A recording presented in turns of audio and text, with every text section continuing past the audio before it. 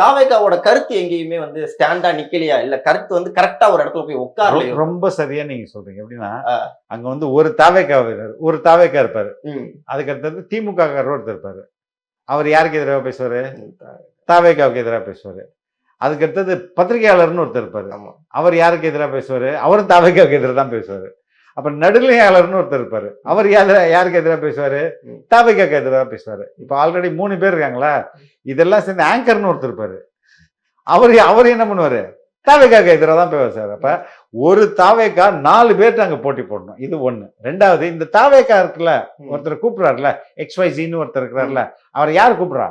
சேனல்ல இருந்தா சேனல் தானே ஆமா, கூப்பிடுவாங்க. சேனல்ல இருந்தா அந்த சேனல் என்ன பண்ணலாம், யாரா மொக்கையா பேசுறா அவனை கூப்பிடுறா அப்படிங்கும். புரியுதுங்களா? தாவேகால பவர்ஃபுல்லா பேசுறவங்கள கூப்பிடாத. ம். யாரு டம்மியா இருக்கானோ அவனை கூப்பிட்டு வந்து அப்பதான் ஈஸியா அடிக்க முடியும். 4 பேர் சேர்ந்து அடிங்க. ம். அந்த ஆங்கரும் சேர்ந்து அடிங்க அப்படின்னு சொல்லிட்டு இது இது என்ன டிபேட் இது?